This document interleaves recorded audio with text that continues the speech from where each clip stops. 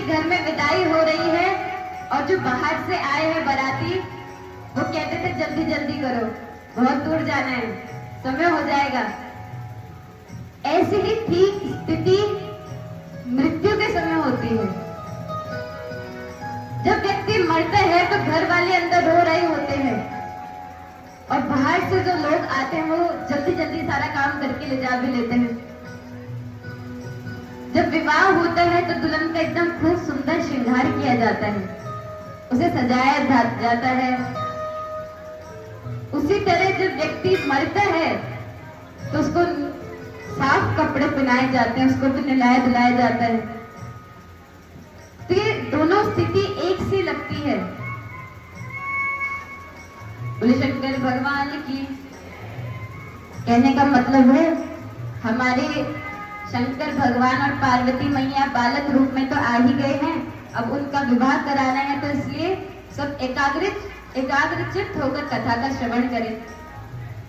कल हमने सुना कि कैसे सती मैया ने अपना देह त्याग कर दिया।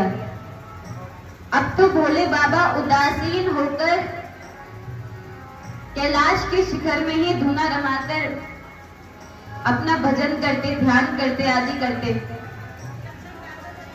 अब नारद जी ने प्रश्न पूछा, हे पिताजी आप मुझे बताइए कि कैसे शंकर भगवान का विवाह माता पार्वती के साथ हुआ। वो दक्ष कन्या सती थी, उन्होंने ही दूसरा जन्म लेकर हिमालय राज के घर में पार्वती के रूप में जन्म लेकर भगवान से विवाह किया। आप मुझे हिमालय का, मैना का चरित्र सुनाएं। तब नारद जी को ब्रह्मा जी कहते हैं, हे नारद जी, मैया मैना सती देवी को अपनी पुत्री के रूप में मानती थी।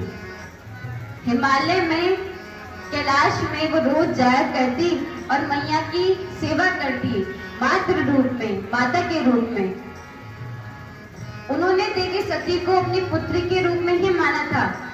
तो जब मैया ने पुत्री के रूप में माना तो अम्बे ने भी उनको अपनी मां के रूप में स्वीकार कर लिया। सबसे ज्यादा जिसको दुख था सती माता के देह त्याग का, वो था मैया मैना जी। मैना जी अत्यंत दुखी थी कि मेरी पुत्री ने, मेरी धर्म पुत्री ने देह त्याग कर दिया। बोले शंकर भगवान की जय। तो मैया के दुखी होने के कारण, मैया की निष्ठा होने के कारण, अपनी पुत्री रूप में स्वीकार करने के कारण माता ने निश्चय कर लिया कि अगला जन्म इन्हीं के घर में होगा। नारद जी कहता हमें हिमालय का चरित्र सुनाएं। ब्रह्मा जी कहते हैं, नारद जी जो हिमालय है ना, इनके दो स्वरूप है। एक तो विशाल पर्वताकार है जो बहुत विशाल है, और एक स्वरूप है राजा के रूप में। बोली शंकर भगवान की। तो हिमालय भगवान के दो स्वरूप।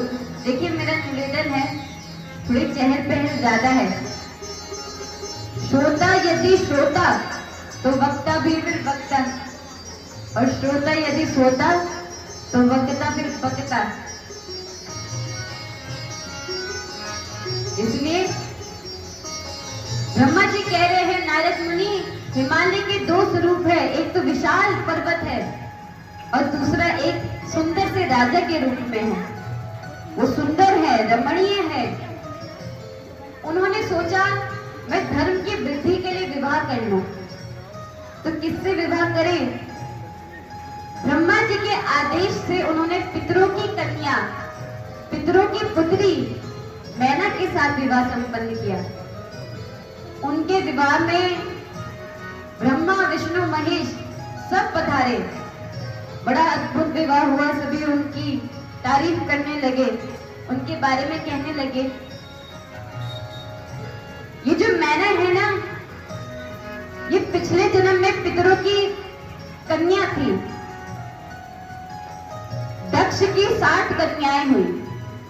उसमें से जो स्वधा नाम की कन्या थी वो उन्होंने पितरों को ब्याह दी। बोले शंकर भगवान की। स्वधा का विवाह पितरों के साथ संपन्न किया। ये कथा बड़ी ध्यान से सुनिएगा, माताओं का बड़ा सुंदर चरित्र है। स्वधा की पितरों के द्वारा 3 कन्याएं हुई। सबसे बड़ी कन्या का नाम हुआ मैना, जो मंझली कन्या थी, बीच की कन्या थी, उनका नाम हुआ धन्या, और जो सबसे छोटी कन्या थी उनका नाम हुआ कलावती। ये 3 कन्याएं पितरों की हुई। ये अयोनिजा है, ये पितरों के मन के संकल्प से प्रकट हुई है। और शिव महापुराण तो कहती है, जो व्यक्ति एक बार मैना, धन्या और कलावती का नाम ले ले तो वो उसी से पवित्र हो जाए। ऐसी पवित्र कन्याएं हैं। एक बार ये तीनों वैकुंठ में गई, विष्णु लोक में भगवान को प्रणाम किया। एक बड़ी सभा का आयोजन हो रहा था, दूर दूर से बड़े बड़े ऋषिगण देव आ रहे थे। उसी समय संकादिक मुनि वहां पे पधारे। संकादी ऋषियों को तो भगवान भोले बाबा भी प्रणाम करते हैं, ऋषियों में उच्च कोटि के हैं। और जैसे ही वो ऋषि आए, पितरों की ये 3 कन्या खड़ी नहीं हुई, बैठी रही। बाकी सभी लोगों ने उनको प्रणाम किया। संकादी ऋषियों ने देखा, अरे ये 3 कन्या खड़ी नहीं हुई, ये तो पितरों की कन्या है, थोड़ा आचार विचार तो होना चाहिए। यद्यपि हमको कोई अपमान का इसमें आभास नहीं हुआ, लेकिन यदि आज हमने मर्यादा स्थापित नहीं करी तो लोग कहेंगे चाहे कितना भी महान पुरुष आ जाए, बैठे रहो। इसलिए उस आचार विचार की स्थापना के लिए आज हमें इनको श्राप देना पड़ेगा। संकादी ऋषियों ने श्राप दे दिया, अरे तुम 3 पितरों की कन्या हो, नर भाव के कारण तुमने हमें प्रणाम नहीं किया। हम श्राप देते हैं, तुम जाओ स्वर्ग से दूर चली जाओ और तुम्हारा जन्म मनुष्य योनि में हो, तुम्हारा विवाह मनुष्यों के साथ हो। जब ऐसा सुना तो कांप गई, अरे प्रभु, आपने हमको इतना बड़ा श्राप दे दिया, हम आपका अपमान नहीं करना चाहती थी। ये तो शायद कोई पुराने समय के संस्कार रहे होंगे कि हम आपको देखकर खड़ी नहीं हुई, लेकिन शायद हमारे भाग्य में ही श्राप सहना लिखा हो, इसलिए आपका ये श्राप हम स्वीकार करते हैं। संकादियों ने बोला, तुम क्षमा मांग रही हो, इसलिए तुम चिंता मत करो, तुम्हारा ये श्राप भी पुण्य के रूप में उदय होगा। संकादियों ने कहा, जो ज्येष्ठ है मैना, तुम चिंता मत करो, क्योंकि तुम्हारा विवाह हिमालय के साथ होगा, पर्वतराज हिमालय, उनकी तुम पत्नी बनोगी और उस जन्म में तुम्हारे घर में साक्षात परांबा जगदम्बा पार्वती तुम्हारी पुत्री बनेगी और तुम्हारे घर का, तुम्हारे कुल का यशगान आगे बढ़ाएगी। बोलो पार्वती मैया की जय। मंजली बेटी को कहा, धन्या को, कि धन्या तुम चिंता मत करो, क्योंकि तुम्हारा विवाह जनक के साथ होगा। साक्षात राम तुम्हारे जमाता होंगे, जमाई होंगे, और तुम्हारे घर में एक बहुत ही पवित्र कन्या पैदा होगी जिसका नाम होगा सीता। बोलो सीता मैया की जय। ये तुम्हारे कुल का, तुम्हारे ससुराल के कुल की कीर्ति बहुत ऊपर बढ़ा देगी। इनका नाम अगले जन्म में सुनैना हुआ, जनक की पत्नी बनी। सबसे छोटी कन्या को कहा, कलावती को,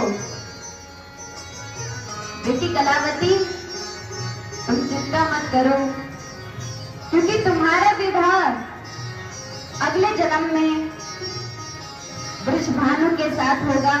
वृषभानु नाम की ग्वाली के साथ होगा, उनकी तुम पत्नी बनोगी। और द्वापर के अंत में तुम्हारे घर को पवित्र साक्षात ठाकुर जी करेंगे। तुम्हारी बेटी के रूप में राधा प्रकट होगी। बोलो राधा रानी की, तीनों मैया की। देखिए ये ऋषियों का श्राप है, श्राप नहीं मिला, ऊपर से वरदान और मिल गया। और जो मूढ़ लोग कहते हैं कि राधा जी का विवाह नहीं हुआ, शिव पुराण कह रही है कि राधा जी साक्षात ठाकुर जी की पत्नी के रूप में जानी गई है। मैनाया स्तनया देवी पार्वती जगदम्बिका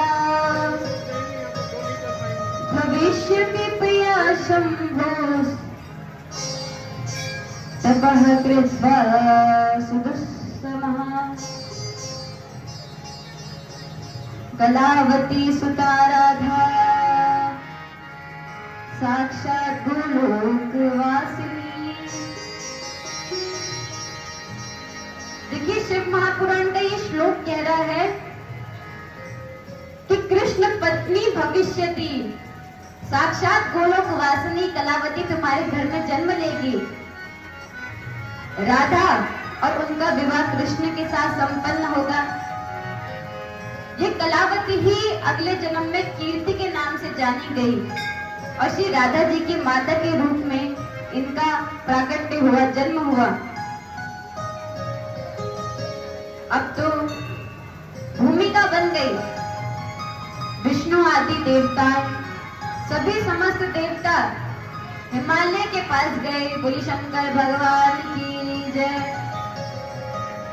हिमालय के पास जाकर बोला, हे देव, आप और मैना, आप जगदम्बिका अम्बे मैया की पूजा शुरू कर दीजिए, क्योंकि मैया ने आपका घर ही चुना है। आप उनकी पूजा करके, उनके लिए तप करके उनको प्रसन्न करें और साक्षात प्रभु माता शिवा आपके घर में जन्म लेंगी। अब तो सभी विधि विधान बता दिए। अब तो मैना और हिमालय खूब जोर से तपस्या करने लगे और इतनी कठोर तपस्या करी कि माता उनको आशीर्वाद देने के लिए प्रकट हो गई। बोलम्बे मैया, आइए हम भी मैया का स्वागत करें। हिमालय की यहाँ मैया जन्म लेने वाली है, प्रकट हो गई। बोलो मैना, तुम्हारे क्या आशीर्वाद दूं? मैना ने कहा, मैया आप मुझे इतना ही आशीर्वाद दीजिए कि मेरे घर में 100 पुत्र हों और उन 100 पुत्रों के बाद आप मेरी पुत्री रूप में जन्म ले, पुत्री रूप में मेरे घर में पधारे। मैया ने बोला, ऐसा ही होगा, निश्चित रूप से ऐसा ही होगा। अब तो जैसे ही हिमालय मैना घर में गए तपस्या के पश्चात, बोले शंकर भगवान की जय। हिमालय में गए, खूब पटाखे फूटने लगे, तैयारी होने लगी। हिमालय के हृदय में मैया जगदम्बा प्रवेश कर गई। उनके हृदय के द्वारा नेत्रों से एक दिव्य ज्योति निकली, जो कि माता मैया के आंखों द्वारा उनके गर्भ में स्थित हो गई। बोलो दुर्गे मैया की। सभी देवता दौड़ा गए और मैया की स्तुति करने लगे। दुर्गे जय जय काके जगदम्ब महेश्वरी, सत्यव्रते सत्य परे त्रिसत्ये सत्य रूपी। मैया तुम सत्य हो, तुम्हारा वरदान सत्य हो। जैसे भागवत जी में ठाकुर जी की गर्भस्थ स्तुति की गई है, गर्भ में स्तुति करी गई है, वही भाव यहाँ पे दिए गए हैं। सत्यव्रतम सत्य परम त्रिसत्य सत्यस्य योनिं निहितं च सत्ये सत्यस्य सत्यामृत सत्यनेत्रं सत्यात्मकं त्वां शरणं प्रपद्ये। बुलंदे मैया की जय। माता गर्भ में आ गई, सभी देवता स्तुति करने लगे। 9 महीने पूरे हो गए, 10वां महीना आरंभ हो गया, 10वां महीना भी समाप्त हो गया। और जैसे ही वो 10 महीने पूर्ण हो गए, वसंत ऋतु में, बोले शंकर भगवान की, वसंत ऋतु में चैत्र मास में नवमी तिथि को मृगशिरा नक्षत्र में, जिसे हम दुर्गा नवमी कहते हैं, उस दिन साक्षात माता प्रकट हो गई। बोलो दुर्गे मैया की, अम्बे मैया की, पार्वती मैया की, हर हर महादेव।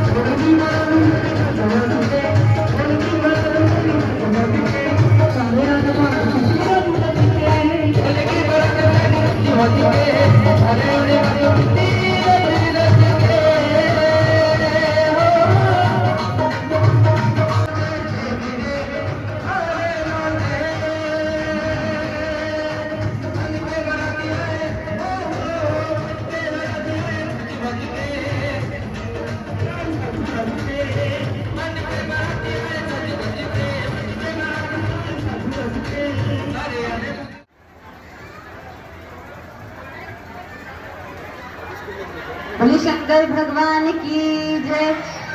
अब जितने श्रोतागण बैठे हैं वो ध्यान से कथा सुने, जितना समय हमको मिलता है। बाकी जो व्यवस्था कर रहे हैं उन्हें करने दीजिए। शंकर भगवान की शादी है ना, शोर ना हो ऐसा हो ही नहीं सकता। शंकर भगवान स्वयं भी विचित्र है, उनका विवाह भी विचित्र है। शंकर भगवान की बारात तैयार नहीं हुई, लेकिन पहले ही हम सब घूम के आ गए, बारात मना के आ गए शादी का। अभी भोले बाबा पीछे पीछे चल रहे हैं कि मैं भी आऊंगा। देवताओं गण ने भी ऐसे ही करा, शंकर भगवान को छोड़ दिया और खुद ही बारात में चले गए। अभी तक बारात में मना ही रहे हैं। उनको पता है ना शंकर भगवान आ जाएंगे तो हमको शायद कोई खाने का भी ना पूछे, ऐसे ही बिना बधू के हमें घर जाना पड़ जाएगा, क्योंकि भोले बाबा का तो स्वरूप ही विचित्र है। न जाने मैना मैया अपनी कन्या उनको दे कि ना दे, तो पहले ही स्वयं बारात में जाके खाना पीना खा के तैयार हो गए कि आगे की कोई गारंटी हमारी नहीं है। बोले शंकर भगवान। हमने जाना कैसे मैया मध्य रात्रि में प्रकट हो गई।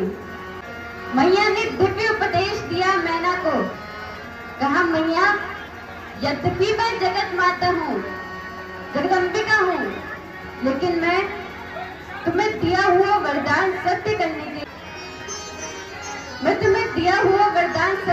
के लिए आज प्रकट हुई हूँ। तुम भूल मत जाना कि मैं जगत माता हूँ और ये लीला कर रही हूँ। मेरा जन्म केवल भोले बाबा के लिए ही हुआ है, तो मेरा विवाह उन्हीं से होगा और किसी के लिए मैं नहीं आई। तो समय के साथ मेरे भोले बाबा के साथ विवाह भी करवा देना। ऐसा कहकर मैया एक कन्या के रूप में प्रकट हो गई। ऊपर से देवगण फूलों की वर्षा करने लगे। दूर दूर से समस्त ऋषिगण आ गए मैया के दर्शन के लिए। हिमालय पर्वत पे खूब सारी धन संपत्ति आने लग गई। स्वतः ही वहां पे सभी ऐश्वर्य प्रकट हो गया। बोले जगदम्बे मैया की जय। अब यहाँ पे भोले बाबा उदासीन होकर अपना भजन कीर्तन कर रहे हैं। एक दिन भजन करते समय उनके मुख से पसीना निकला। वो पसीना धरती पर गिर गया और जैसे ही वो पसीना धरती में गिरा, एक शिशु प्रकट हो गया। ये मंगल है और बड़ा प्रभावशाली ग्रह है। भूमि प्रकट हो गई कि ये तो मेरा पुत्र है, क्योंकि इसने मेरा स्पर्श करा। भोले बाबा ने बोला, देवी ये मेरा भी पुत्र है और आपका भी पुत्र है, इसलिए भूमि पुत्र के नाम से भी जाने गए। मंगल मंगल धन का देवता है। यदि किसी व्यक्ति पर ऋण ज्यादा हो जाए, कर्जा ज्यादा हो जाए, तो उसे मंगल की पूजा करनी चाहिए। मंगलवार में शुभ अभिषेक करके वो ऋण से मुक्त हो सकता है। जिस स्थान में मंगल प्रकट हुआ है ये उज्जैन की भूमि है और उज्जैन में मंगलेश्वर महादेव है। बोले मंगलेश्वर महादेव की जय। जो मंगलवार के दिन मंगलेश्वर महादेव का अभिषेक करता है वो ऋणों से मुक्त हो जाता है। यदि कोई व्यक्ति छोटी सी गौ माता का, जो कि भारतीय गौ माता हो, उनका पूजन कर ले मंगलवार के दिन, ये प्रार्थना कर ले, हे वृषभ आप साक्षात मंगल का ही स्वरूप हो, आप हमें ऋण से मुक्ति दो, तो उसको मंगल स्वीकार करते हैं, उसको ऋण से मुक्त करते हैं। किसी व्यक्ति के जन्म कुंडली में मंगल उच्च का हो तो बड़ा आगे तक पहुंचता है, धनवान बनता है, राजा की तरह उसका जीवन होता है। और यदि किसी आध्यात्मिक व्यक्ति के मंगल उच्च के हो तो अध्यात्म में वो राजा बनता है, उच्च कोटि का अध्यात्म में पहुंचता है। बोले शंकर भगवान की जय। अब यहाँ पे मंगल प्रकट हुआ, वहां पे तारकासुर उद्रम मचाने लगा। तारकासुर ने वरदान पा लिया कि मेरी मृत्यु शंकर जी के पुत्र के साथ ही हो। ब्रह्मदेव ने बोला ये ठीक है, शंकर जी विवाह करेंगे तभी तो उनका पुत्र होगा, और तुम्हें मारने के लिए शंकर भगवान अवश्य विवाह करेंगे। तारकासुर को वर मिल गया। अब तो उसने तीनों लोक में जो हाहाकार मचा दिया, देखकर पागल हो गए। हाय हाय, कोई बचाओ, रक्षा करो। लेकिन भोले बाबा तो अपने ध्यान में ही है, उनकी समाधि भला कौन हटाए। एक दिन भोले बाबा हिमालय पर्वत में पहुंचे। शादी ब्याह का माहौल है, ये ऐसा तो होता ही है। कथा में प्राय पहले लोगों की चप्पल खो जाती थी। माता बहनें भी बहुत समझदार है, तो एक चप्पल उधर छोड़ देती थी, एक पता नहीं कहाँ छोड़ के आती थी कि कोई एक तो क्या ही ले जाएगा। इसलिए अपना सामान संभाल के रखें, भीड़ भाड़ में प्राय व्यक्ति भूल जाते हैं।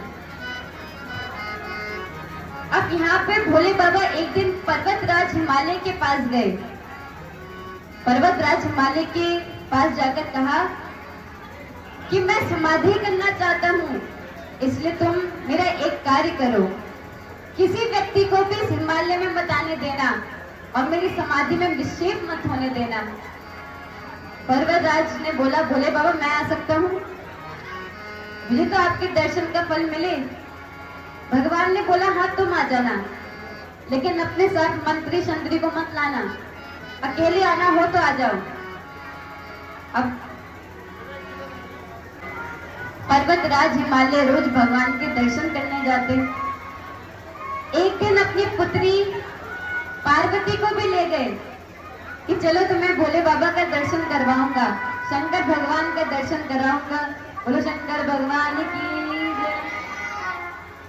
अभी उम्र छोटी है, युवा अवस्था में ही प्रवेश कर रही है, अभी ज्यादा बड़ी नहीं। पर्वतराज हिमालय भगवान के दर्शन के लिए जाते हैं। भोले बाबा ने देखा पर्वतराज स्वयं तो आए, अपने साथ अपनी बेटी को भी ले आए। अप्रसन्न हो गए, दुखी हो गए। तुम इसको क्यों लाए? इसको लाने के लिए किसने कहा था? मैंने तुम्हें कहा था कि मेरी समाधि में कोई विक्षेप न पड़े, मेरी पूजा में कोई विक्षेप न पड़े, और तुम यहाँ पे नारी को ला रहे हो। पर्वतराज जी ने बोला, भोले बाबा गुस्सा मत कीजिए, मेरी कन्या परम पवित्र है, सुशील है, सयानी है, शांत स्वभाव की है। अरे ये आपकी सेवा करेगी, आपके लिए फूल तोड़ के लाएगी, झाड़ू लगाएगी, आप इसको थोड़ा बहुत दर्शन दे ही सकते हैं। भोले बाबा ने बोला बिल्कुल नहीं। व्यक्ति अगर वैरागी हो और समाधि में लगा हो तो उसे नारी देह का चिंतन नहीं होना चाहिए, नारी देह सामने नहीं होनी चाहिए, वरना विक्षेप कहीं ना कहीं से उठ जाता है। इसलिए वैरागी को चाहिए कि वो एकांत में भगवान का स्मरण करे। मैं यद्यपि वैरागी हूँ, मेरे अंदर कोई विकार नहीं है, मैं निष्काम हूँ, लेकिन मुझे देखकर पृथ्वी लोक के जो संत है, जो मुनि है, वो आचार विचार अपनाते हैं, और यदि मैं ही नियमों का पालन नहीं करूंगा तो वो कैसे करेंगे? इसलिए अपनी बेटी को यहाँ पे मत लाना। हिमालय नाराज हो गए, उन्होंने मुंह नीचे कर लिया, लेकिन पार्वती मैया का मन खिन्न हो गया। पार्वती मैया ने सोचा कि मेरे पिताजी को डांट दिया, अरे मुझे दर्शन कराने ही तो लाए थे, इतने रुष्ट होकर कहने की क्या जरूरत थी? पार्वती ने बोला, महादेव, अरे आप तो देवों के देव हो, महेश्वर हो, आप भी प्रकृति से भिन्न नहीं हो, प्रकृति ने आपको निगल लिया, क्योंकि शिवलिंग के जलहरी भी तो प्रकृति का स्वरूप है, आप उस प्रकृति में ही टिके हुए हो, और अभी जो आप बातें कर रहे हो ना, अभी जो आप कह रहे हो, वो प्रकृति का ही प्रभाव है आप में। यदि प्रकृति आपका स्पर्श नहीं करती तो आप किसका ध्यान कर रहे हो? आपके अंदर अगर ध्यान करने का मन है, ध्यान करने का लोभ है, इसका मतलब अभी आप प्रकृति से परे नहीं हुए, और मैं तो प्रकृति नहीं हूं। तो आप ऐसा कैसे कह सकते हैं? जब ऐसा भगवान ने सुना तो एकदम मौन हो गए। आज पहली बार बात हो रही है और पहली बात में ही पार्वती मैया ने भोले बाबा को चुप कर दिया। भोले बाबा मुस्कुराने लगे। हिमालय को बोला, पर्वतराज हिमालय, तुम्हारी पुत्री बड़ी सुशील है, उसके अंदर दिव्य ज्ञान है, तुम उसको ला सकते हो, आज्ञा दे दी। अब तो मैया नित्य प्रतिदिन भोले बाबा की सेवा करती, रोज भोले बाबा का चरणामृत पीती, अपनी मुख्य प्रधान सखी जय विजय के साथ आती, वहां पे झाड़ू लगाती, पुष्प चयन करके लाती, फल रख देती कि भगवान को कोई दिक्कत ना हो। इंद्रदेव ने बोला, ये मौका अच्छा है, पार्वती मैया भी सामने है और शंकर भगवान भी है। आवाज लगाई कामदेव को, कामदेव आ जाओ और भोले बाबा की समाधि में शोक उत्पन्न कर दो, क्योंकि वो विवाह तो करने वाले नहीं है, लेकिन शायद तुम्हारा कुछ असर बने, उनकी समाधि टूटे और हम उनसे प्रार्थना कर सके कि प्रभु अब आप विवाह कर लीजिए। इंद्र ने कामदेव को बुलाया। कामदेव अपने मित्र वसंत और अपनी पत्नी रति के साथ गया और आज तो कामदेव ने 5 बाण छोड़ दिए। पहले हर्षण छोड़ा, फिर मारण भी छोड़ दिया। धीरज धर्म ज्ञान विज्ञाना, सदाचार जप जोग विरागा, सभय विवेक कटक सब भागा। भोले बाबा ने सोचा, मेरे मन में ये शोक उत्पन्न कैसे हुआ। अब तो भोले बाबा के नेत्र खुल गए, क्रोधित हो गए, भागा शमशान में, उठाई गर्म गर्म अभी जो चिता की भस्म बनी है, चिता को लाकर भोले बाबा को बोला, भोले बाबा, जब विवाह होता है ना तो शरीर में कुछ लगाया जाता है। अब हमको पता तो नहीं क्या लगाते हैं, पर ये भी कुछ अच्छा ही दिख रहा है, आप यही लगा लीजिए। भस्म लगाना शुरू कर दिया। भोले बाबा के लिए कहा, कुछ सर में मुकुट भी पहना जाता है। तो किसी ने बोला, आप अपने आराध्य देव राम जी से मुकुट मांग लीजिए, विष्णु भगवान से मुकुट मांग लीजिए। अरे वो तो लक्ष्मीपति है, आपको स्वर्ण का मुकुट दे देंगे। भोले बाबा ने बोला, नहीं, स्वर्ण का मुकुट नहीं पहनना। क्यों नहीं पहनना? बोले, स्वर्ण का मुकुट जो पहनते हैं ना, उसको अभिमान हो जाता है, और जो नहीं हो पहनता, जिसके पास स्वर्ण का मुकुट नहीं होता, उसके हृदय में ईर्ष्या हो जाती है। तो मैं ऐसा कोई कार्य नहीं चाहता जिससे या तो मुझे अभिमान हो या तो मेरे आसपास वालों को मुझसे ईर्ष्या हो। तो क्या करे? तो बोले, मेरी जटा जूट है ना, इसी को बांध दो। अब तो एक गण भगवान की जटा जूट संभालने लगा। एक गण आके बोला, बोले बाबा, आपका सहरा वो भी तो आप पहनोगे? बोले बाबा ने बोला, सहरा तो पता नहीं, एक नाग है, इसी को मेरे सर में बांध दो। नाग क्यों बांधा? बोले बाबा ने बोला, भले ही मैं संसार में संबंध जोड़ने जा रहा हूँ, लेकिन हमको एक बात नहीं भूलनी चाहिए, और वो है मौत। ये मौत सबके सिर पर सवार होती है। संसार में यदि प्रवेश भी करो, पर ये ध्यान रखकर करो कि किसी ना किसी दिन वो संबंध भी टूटना है और वो मौत भी आनी है। तो जब लोग मुझे देखेंगे ना दूल्हा बनता हुआ, और मेरे सर में सहरे की जगह वो सांप देखेंगे, तो वो काल रूपी सांप उनको मौत की याद दिलाएगा। अच्छा बोले बाबा, अब क्या करें? आप तो वस्त्र भी नहीं पहनते, लेकिन आज तो कुछ तो पहनना पड़ेगा, कुछ ढकना पड़ेगा। व्यक्ति गया, सिंह की चर्म ला गया। बोले बाबा, अब ये पहन लो, इससे काम बन जाएगा। अब बोले बाबा के एक हाथ में डमरू है, दूसरे हाथ में त्रिशूल है, तो वस्त्र कैसे पहनाए? तो एक बड़ा सा सांप ले लिया, उसी को बोला, तुम इससे बंध जाओ। तो बन गया कपड़े भी। विष्णु भगवान ने बोला, बोले बाबा, अद्भुत लग रहे हो, एक काम करो, हम चलते हैं, आप आते रहना पीछे पीछे। बोले बाबा ने मुस्कुरा दिया। अब तो विष्णु भगवान, इंद्र भगवान, वरुण भगवान सब आगे आगे जा रहे हैं।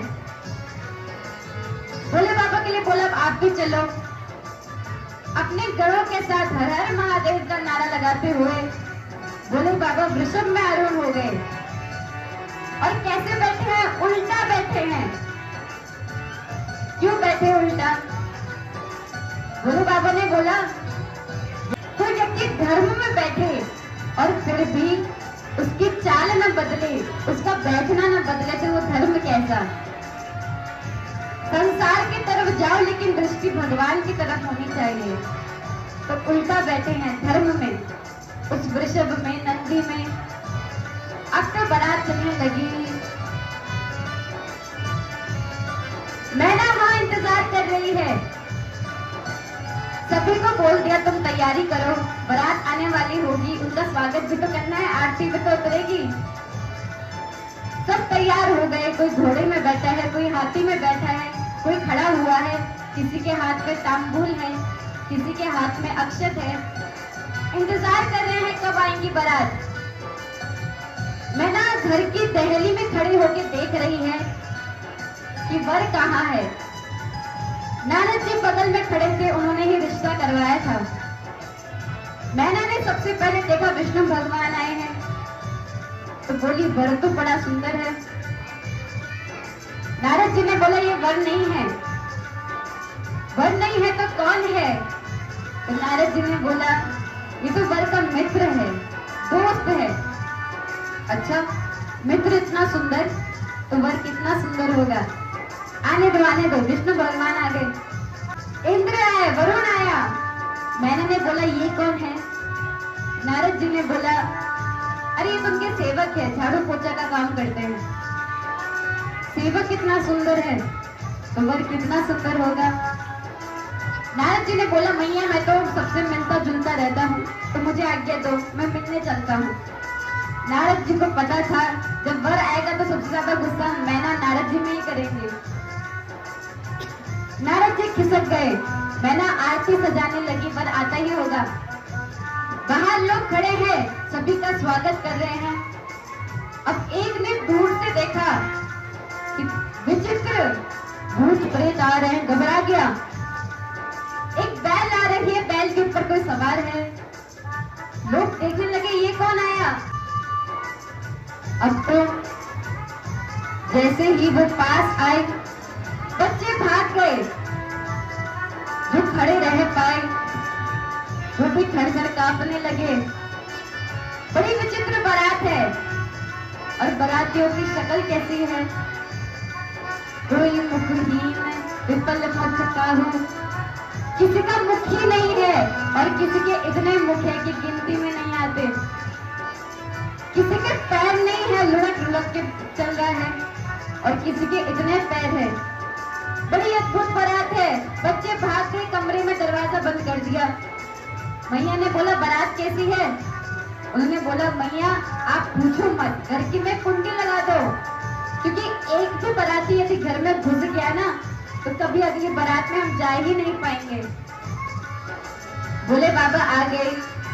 मैना सुंदर आरती की थाल लेकर आई और जैसे ही भोले बाबा को देखा चीख निकल गई। हाथ आरती की थाल वहीं पर छूट गई और भाग गई, दरवाजा बंद कर दिया, नहीं आने दूंगी। भोले बाबा हंसने लगे। एक गढ़ ने बोला प्रभु बड़ा अपमान हो गया। अरे सासू माँ ने तो दरवाजा ही बंद कर दिया। भोले बाबा ने बोला शायद यही रीति होगी। अरे अलग अलग देशों में अलग अलग रीति होती है, तो हिमाचल प्रदेश में यही रीति होगी कि दूल्हा को देखकर आरती में ही पटक के दरवाजा बंद करना होता होगा। अब तो गढ़ों ने सोचा हम विवाह में आए हैं तो हम अपना भोजन कर लेते हैं, विवाह तो होता रहेगा और होगा भी या नहीं होगा भी इसमें भी संदेह है। सभी गढ़ों में एक योजना बन गई कि चलो हम भोजनालय में चलते हैं। भोजनालय में वो सभी गण भाग गए कि चलो भोजन करो। चिल्लाने लगे भोजन दो भोजन दो। अब जो व्यवस्था बना रहे हैं वो तो पत्तल रखने के लिए आए, भोजन कराना है बाराती को। राम जी के जन्म में सबसे अंत में पंगत हुई है और भोले बाबा के विवाह में सबसे पहले पंगत हुई है। एक व्यक्ति पत्थर उठा रहा है, उसने देखा इतना विचित्र रूप, किसी ने पूछा रख क्यों नहीं रहे, पत्थर रखो आगे भी जल्दी जल्दी करके। उसने बोला कहाँ रखूं, उसका तो मुख ही नहीं है। अब तो मुख से पता चले ना कि रखना कहाँ पे है, पर इसका तो मुख ही नहीं है। उसने बोला भाई ज्यादा मत सोच, जहाँ आए वहां रख दे। उस भूत के पेट से आवाज आई, इससे तुम्हें क्या कि मेरा मुख है कि नहीं, तुम तो परोसने से मतलब रखो। अब तो कोई खीर के उसमें कूद रहा है, कोई हलवे में जा रहा है, सभी भोजन करने लगे। मैना ने बोला मैं विवाह नहीं कराऊंगी, मेरी इतनी सुंदर कन्या और कहाँ ये जटाजूटधारी भोले बाबा।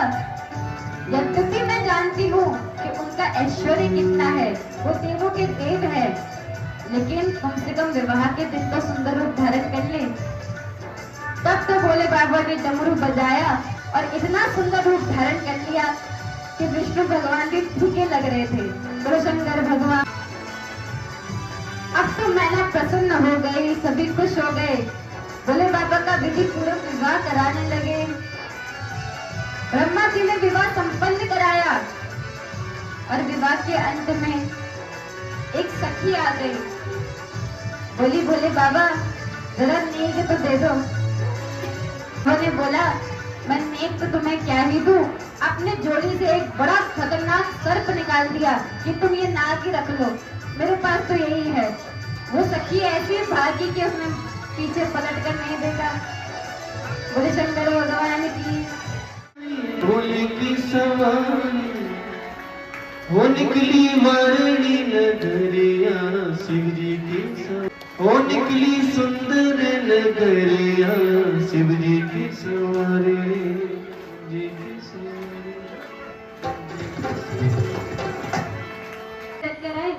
और यही भक्ति है, भक्ति गाने को भजन बना देती है, भक्ति खाने को प्रसाद बना देती है, भक्ति चलने को तीर्थ यात्रा बना देती है। यही भगवान भोले बाबा की भक्ति है। तालियों के साथ एक दो एक दो।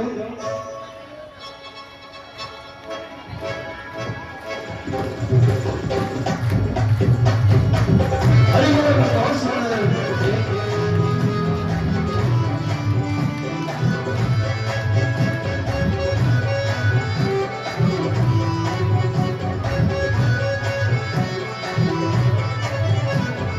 सर्वेश्वर महादेवाय नंदी के सवारी, सर्वेश्वर महादेवाय नंदी की सवारी, सर्वेश्वर महादेवाय नंदी पे सवारी, नंदी पे सवारी, नंदी पे सवारी। अयस दिखाने आए शिव सुतधारी, शिव सुतधारी, शिव सुतधारी। देखो मोहनी मुरलिया, शिव जी की सवारी। मोहनी मुरलिया, शिव जी की सवारी।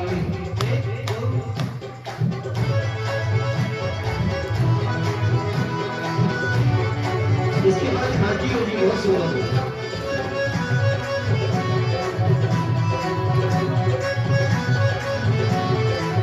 हर हर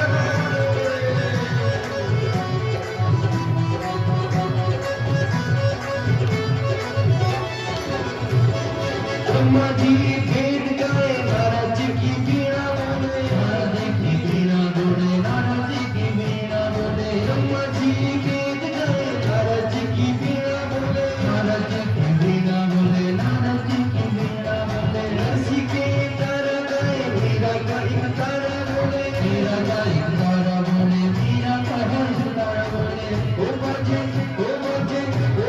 श्याम की मुरलिया, शिव जी की सवारी। बोले से भरिया, शिव जी की सवारी। निकली वारणी नगरिया, शिव जी की सवारी। निकली वारणी नगरिया, शिव जी की सवारी। निकली सुंदर नगरिया, शिव जी की सवारी। निकली सुंदर नगरिया,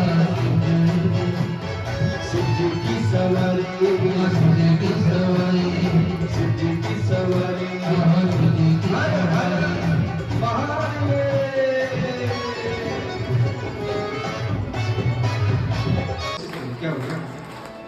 ओ देखो सोने की मुरलिया शिव जी की सवारी, देखो सोने की मुरलिया शिव जी की सवारी, शिव जी की सवारी मेरे भोले की सवारी,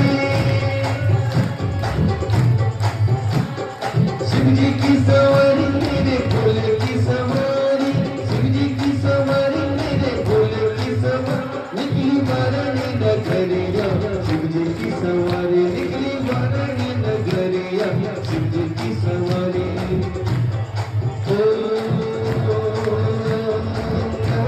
नारा लगाओ, वो देखो सोने की मुरलिया शिव जी की सवारी। कोई बात नहीं।